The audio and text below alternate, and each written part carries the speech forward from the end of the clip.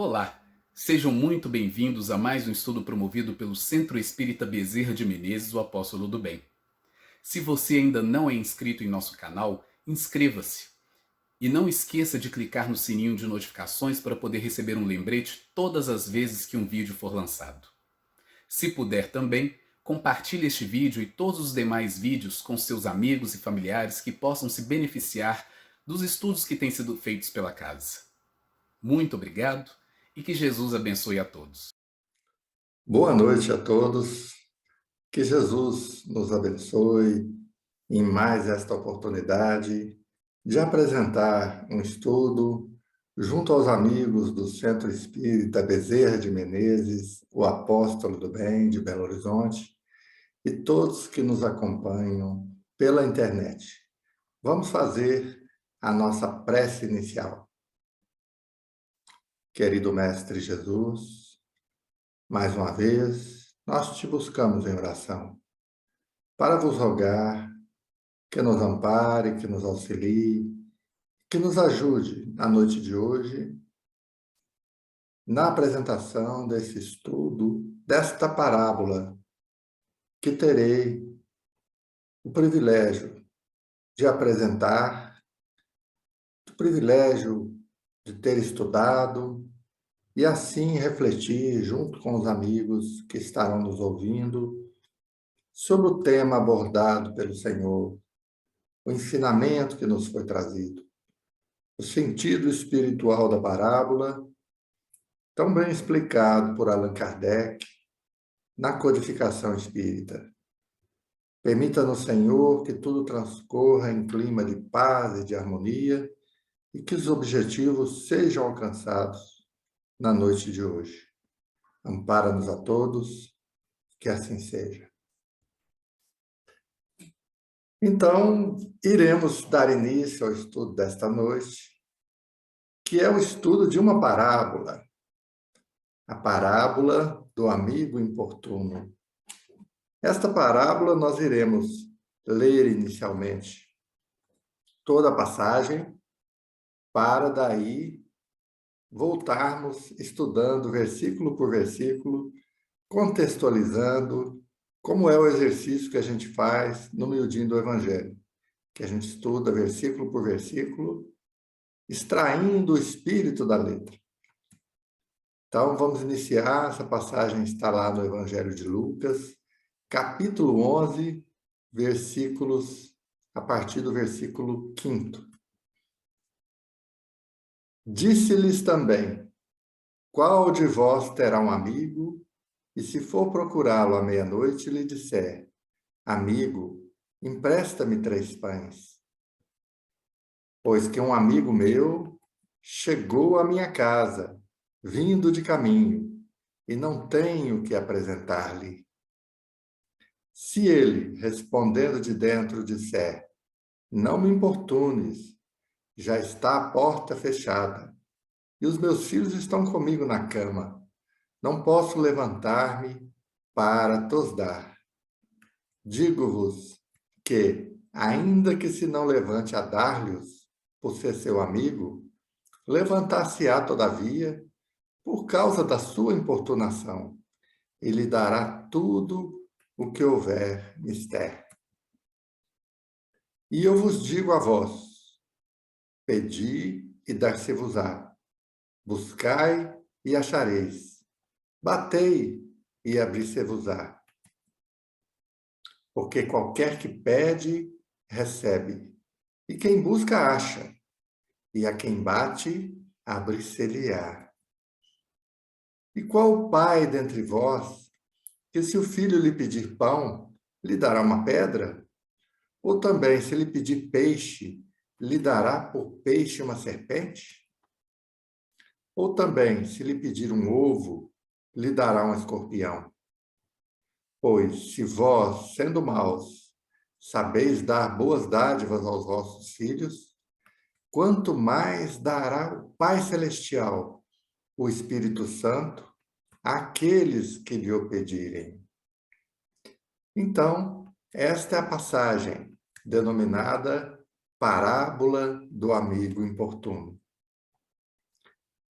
Esta passagem, que se encontra somente em Lucas, né, é uma das parábolas que a gente só encontra no Evangelho de Lucas. Nós vamos agora fazer o exercício de extrair da letra o seu conteúdo, vamos buscar o seu conteúdo espiritual. Lembrando de Paulo de Tarso, que lá na segunda carta aos Coríntios, capítulo 3, versículo 6, disse assim: a letra mata e o espírito vivifica. Então, se ficarmos presos à letra do Evangelho, isso mata a nossa compreensão, mata o nosso entendimento. Mas, se extraímos o espírito da letra, esse espírito vivifica, dá vida àquele ensinamento de Jesus. Essa fonte dessa parábola, como eu disse, é o Evangelho de Lucas. Essa é uma das muitas parábolas encontradas somente em Lucas. É também uma das 3 parábolas sobre a oração. É preciso lembrar que Lucas escreveu seu evangelho a partir de pesquisas que realizou, porque ele não conheceu Jesus pessoalmente. Ele era, segundo se diz, ele era um médico de origem grega, escreveu seu evangelho em grego, a partir de uma intensa pesquisa que ele realizou quando chegou na Palestina. Ele, inclusive, entrevistou Maria de Nazaré, onde obteve detalhes que não constam dos outros evangélicos sobre o nascimento de Jesus.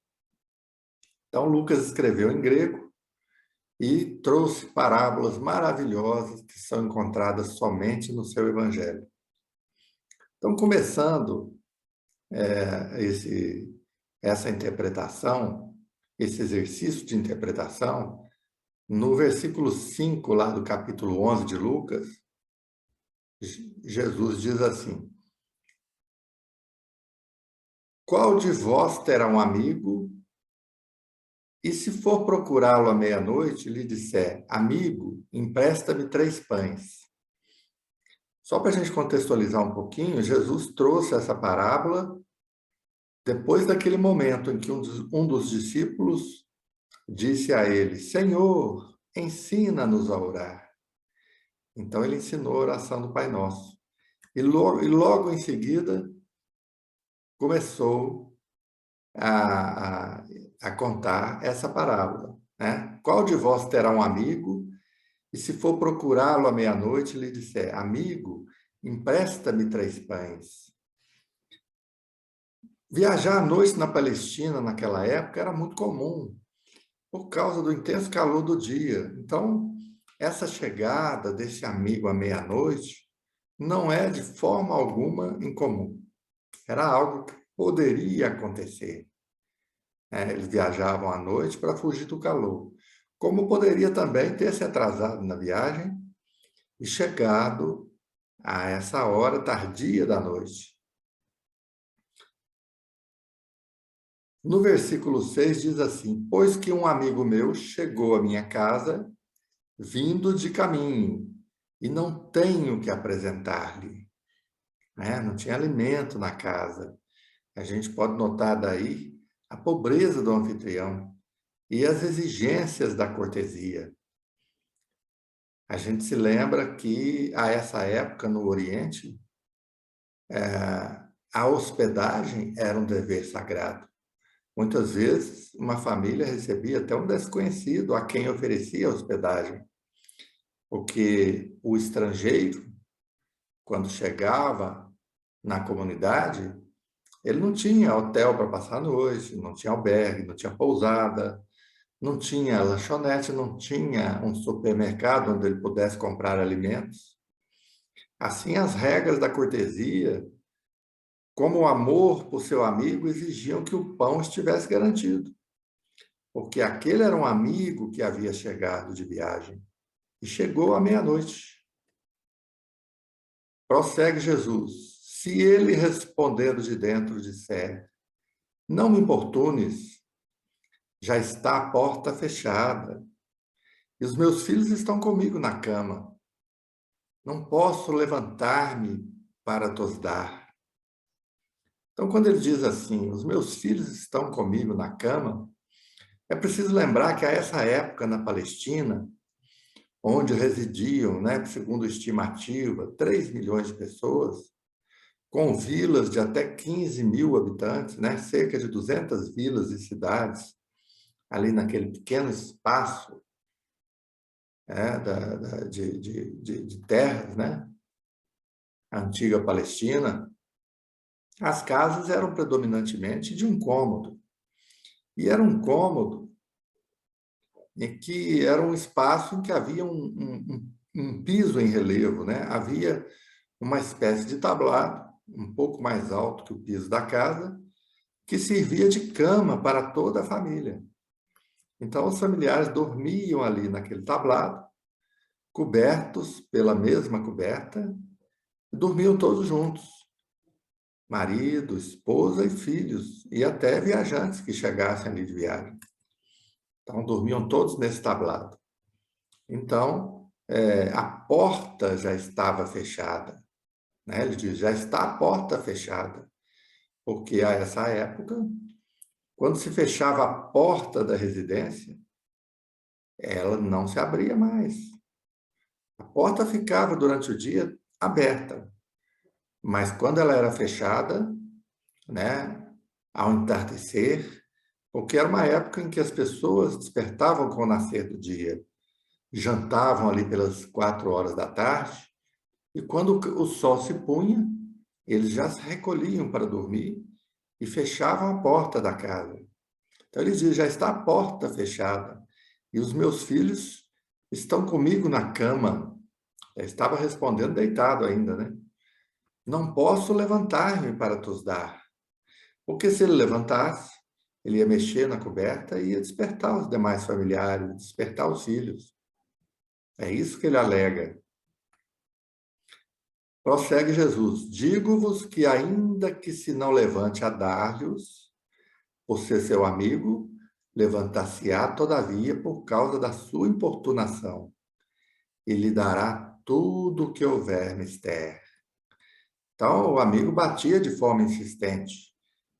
E como não havia, né, não havia local para ele comprar o pão, né, porque nessa época as pessoas assavam o pão nas suas próprias casas. Então, quando o amigo chegou de viagem à meia-noite, ele não tinha pão para dar-lhe. E isso era uma descortesia, era uma desonra para a casa. Por isso que ele insistia, batendo a porta. E já havia importunado, né? E possivelmente já havia até despertado as crianças, né? Então, o amigo, mesmo não se importando, ele, por causa da importunação daquele que batia, ele vai levantar-se, vai abrir a porta, ele dará tudo o que for necessário. Importunação é uma palavra grega que significa falta de vergonha. Então, por causa da sua importunação, né, o amigo era um cara de pau, ele estava batendo ali de forma desavergonhada, insistente na porta, fazendo aquilo que não deveria fazer, né, depois que uma família se encontra recolhida. Então, se ser importuno produz resultados junto a um amigo meio indiferente, que resultado alcançará uma oração persistente junto a um Deus amoroso? Então, este é o contraste que vai nos ensinar nessa parábola a lição que Jesus quer trazer. A gente sabe que uma parábola significa algo que está ao lado. Então, se pusermos algo ao lado de outra coisa para ensinar uma lição, essa deve ser obtida por semelhança ou por contraste. E no caso, nós temos uma parábola em que Jesus ensina por contraste. A parábola ensina a lição, contrastando a relutância do amigo egoísta, que tem que ser desperto pelo pedido importuno, com a vontade do Deus misericordioso. É um grande contraste, né? Um amigo indiferente, que não está nem aí, que não está preocupado, não quer nem levantar da cama, em contraste com um Deus bom e misericordioso. Então, muitas vezes a gente reclama que as nossas orações não são ouvidas, a gente pede insistentemente e a resposta não vem. Às vezes pedimos emprego para um filho e o resultado que a gente quer, evidentemente, é que ele consiga um emprego. Mas aquele resultado tarda em vir, ele não vem. Então, nem sempre é possível compreender de pronto a resposta celestial em nosso caminho de luta. No entanto, nunca é demais refletir para perceber com sabedoria, como nos diz Emmanuel. Então, no versículo 9, Jesus diz assim: E eu vos digo a vós, pedi e dar-se-vos-á. Buscai e achareis, batei e abrir-se-vos-á. Então, pedir, buscar e bater. A gente, tradicionalmente, interpreta esse pedir como a etapa da aspiração, do projeto, da prece.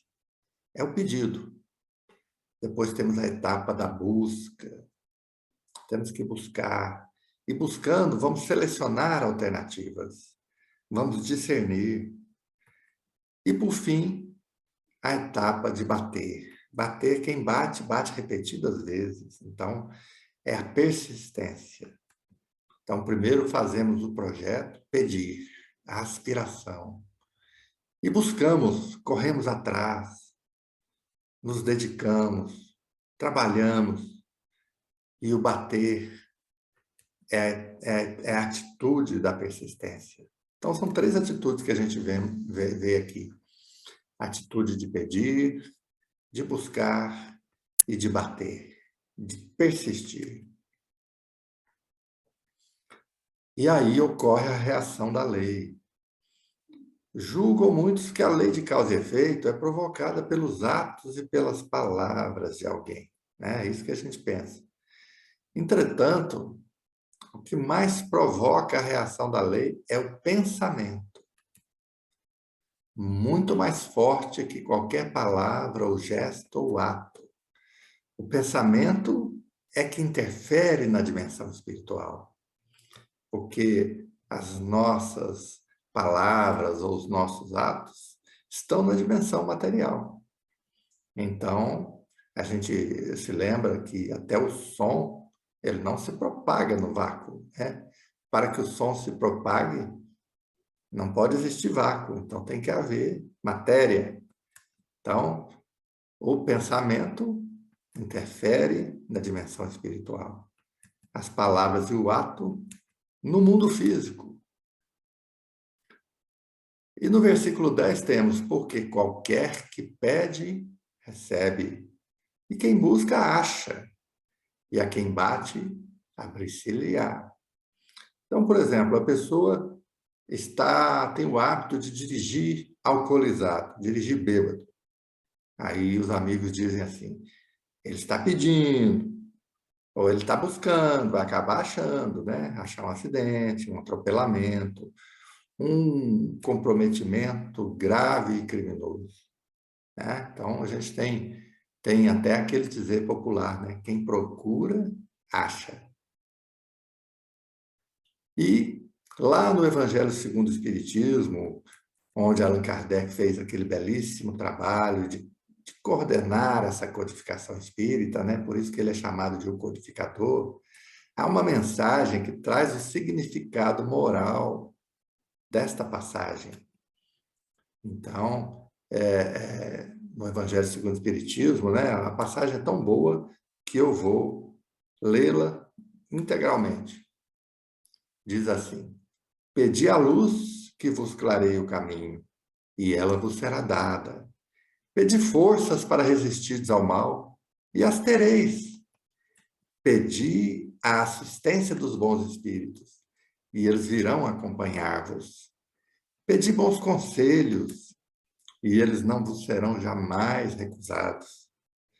Batei a nossa porta, a porta dos Espíritos, e ela se vos abrirá.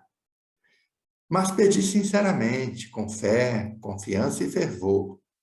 Apresentai-vos com humildade e não com arrogância. Porque muitas vezes, gente, nós confundimos fé com presunção.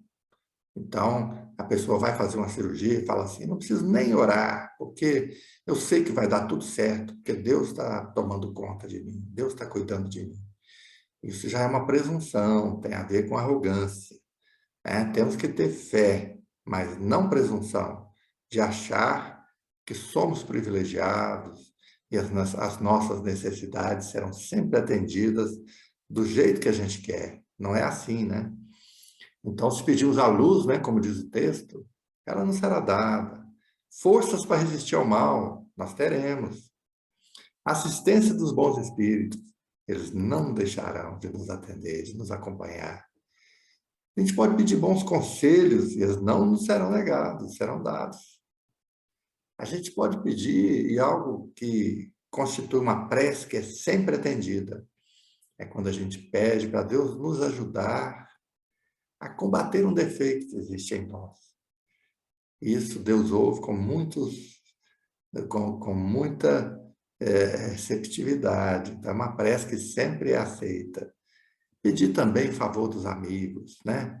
Podemos pedir aquela prece desinteressada em favor dos amigos, que ela é sempre atendida de alguma forma. Então, quem pede, recebe o que pede, bem ou mal. Quem procura, encontra o que busca, bem ou mal. E a quem bate, será aberta a porta que leva a alegria ou a dor, dependendo da direção de nossas batidas. Então, temos que ter muito cuidado nessa seleção das portas nas quais iremos bater. Essa porta pode nos levar à alegria, como nos pode levar à dor. E no versículo 11, Jesus prossegue. E qual pai dentre vós que, se o filho lhe pedir pão, lhe dará uma pedra? Ou também, se lhe pedir peixe, lhe dará por peixe uma serpente? Ou também, se lhe pedir um ovo, lhe dará um escorpião? Então, essa parábola só existe narrada em Lucas. Mas no Evangelho de Mateus há um trecho similar que traz esses exemplos aí, do pedir o pão, não vai receber uma pedra. Ou se pedir o peixe, o pai não vai dar uma serpente. Então, Lucas acrescentou mais um exemplo. Se o filho pedir um ovo, ele lhe dará um escorpião? Claro que não. Pai terreno, com as suas imperfeições, não faz isso. Então, a gente percebe que esses exemplos nos mostram que jamais receberemos coisas ruins se mentalizarmos coisas boas. Ou seja, os males que nos chegam são devidos às mentalizações errôneas que nós fazemos. Mentalizações errôneas de nossa parte. A gente percebe que tudo que existe no mundo foi mentalizado antes.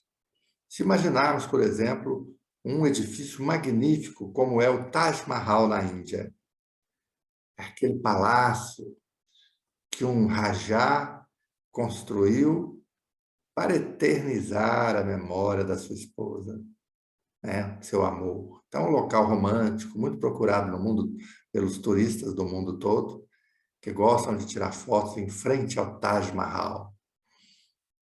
Aquele edifício maravilhoso, antes dele existir, ele foi concebido na mente de alguém, que depois passou para o desenho, para o projeto, mas antes existiu na mente do seu Criador. Então, a gente esquece muito disso, né?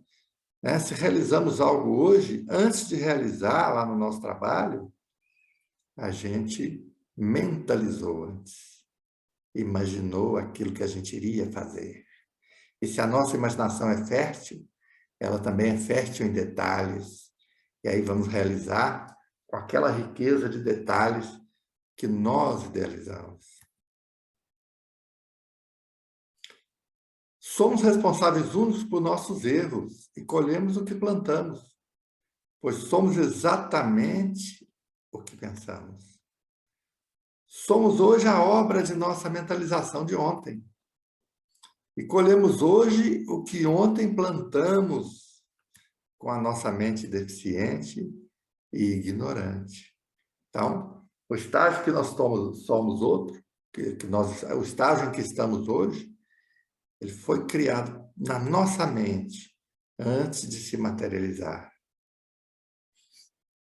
E isso é a revelação por Jesus da técnica da lei de causa e efeito. Nós sabemos que o que fazemos traz consequências agradáveis ou desagradáveis, dependendo de nossa força de pensamento na ocasião e de sua persistência e intensidade.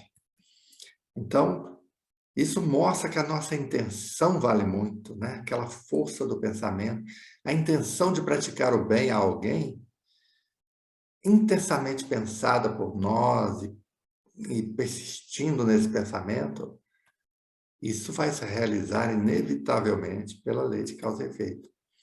E assim também nos exemplos negativos. Portanto, aí se encontra a essência íntima da lei de causa e efeito. O efeito corresponder à causa que tivermos colocado livremente. Né? Se formos forçados a fazer alguma coisa, não temos responsabilidade, ou então a nossa responsabilidade é negativa. Mas o efeito não poder ser modificado por nenhuma ação ou situação externa. Gerada a causa, os efeitos virão, inevitavelmente.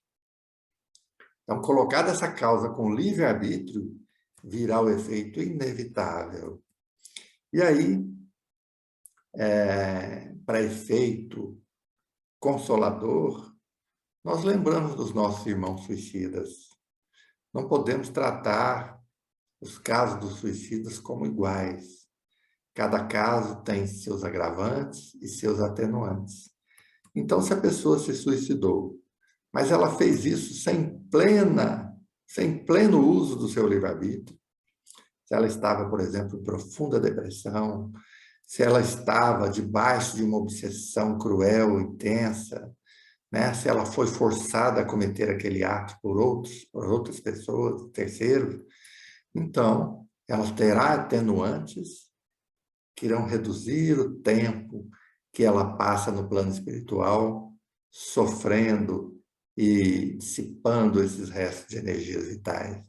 Né? Porque normalmente as pessoas generalizam, dizem assim, se a pessoa ia viver 60 anos e suicidou-se aos 40, então ela passará 20 anos no Vale dos Suicidas, gastando aquelas energias vitais que ainda restaram nela. Bem, isso varia conforme o caso do espírito, com as suas atenuantes, com seus agravantes, né? Pode encurtar ou prolongar a sensação desse tempo passado lá no Vale dos Suicidas.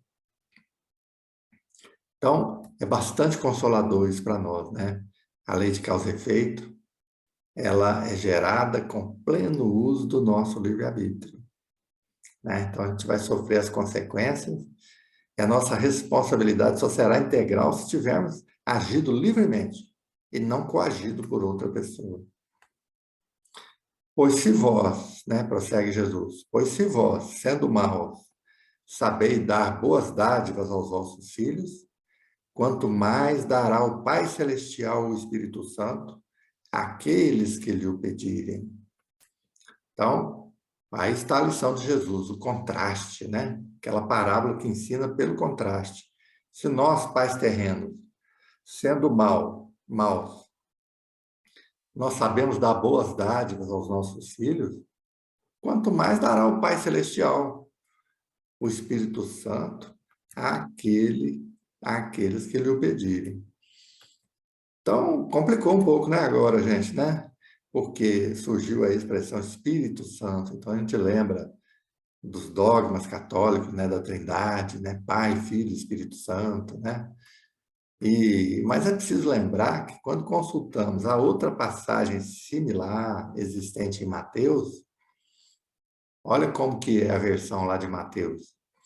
Ora, se sendo maus como sois, sabeis dar boas coisas aos vossos filhos, não é lógico que com mais forte razão vosso Pai que está nos céus dê os bens verdadeiros aos que lhe os pedirem? Então, em Mateus, o Espírito Santo aqui é substituído pelos bens verdadeiros, né?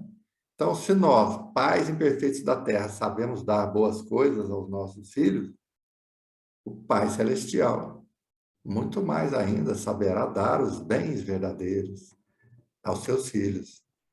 Está lá em Mateus, capítulo 7, versículos 7 a 11. Emmanuel comenta esse versículo. Ele diz assim: na maioria das ocasiões, o socorro inicial do céu nos vem ao caminho comum por meio de angústias e desenganos. Então pedimos, né? Insistimos na nossa oração, mas no primeiro momento ali vem os enganos, desenganos, as angústias. Não podemos desanimar. E Emmanuel diz assim: aguarda, porém, confiante a passagem dos dias, né? O tempo é o nosso explicador silencioso. Olha que expressão maravilhosa de Emmanuel. Emmanuel, o tempo é o nosso explicador silencioso e te revelará ao coração a bondade infinita do Pai. Então, se persistirmos na oração e aguardarmos com paciência, com o serviço do tempo, o tempo irá mostrar para nós, né, esse explicador silencioso, vai nos mostrar o coração, vai nos revelar ao coração a bondade infinita do Pai. Olha que beleza. Está lá no livro Pão Nosso, capítulo 63. Finalizando, a frase contrastante, quanto mais, é a chave para o ponto do Senhor, né? O ponto que o Senhor quer mostrar para nós. Fundamentação do menor para o maior. Se os pais humanos que são pecadores, que amam de forma imperfeita, e muitas vezes não têm a sabedoria para saber o que é melhor para os seus filhos e com amor fornecer para eles, quanto mais Deus. Então, Jesus fundamentando o seu ponto do menor, né, o Pai terreno, para o maior, que é Deus. Então, com este comentário, encerramos o estudo de hoje, que nos fala da necessidade de persistirmos na oração, porque o Pai Celestial, com a sua bondade, com a sua misericórdia, saberá nos dar boas dádivas, aquilo que é melhor para nós, às vezes, do que aquilo que estamos pedindo. Porque nem sempre sabemos pedir também, né? Então, encerramos por aqui, agradecendo aos amigos da casa, a todos os outros amigos que nos ouvem pela internet, pedindo que deixem seus comentários abaixo, seus registros, suas perguntas, talvez, e nos vemos em uma próxima oportunidade. Vamos fazer a nossa prece final. Querido Mestre Jesus, neste momento em que te buscamos em oração, vos rogamos, Mestre, que nos ampare, que nos auxilie nesta noite, para que possamos refletir nas lições do dia e, dessa forma, aprimorar as nossas atitudes, melhorar a nossa vivência, semear em nós as sementes das boas ações, melhorar o nosso pensamento para que possamos mentalizar somente o bem e assim criar as condições para que o bem possa florescer para todos nós. Senhor, ajuda sobretudo aqueles que sofrem, os irmãos desencarnados recentemente, os irmãos suicidas, aqueles que se encontram sofrendo no plano espiritual.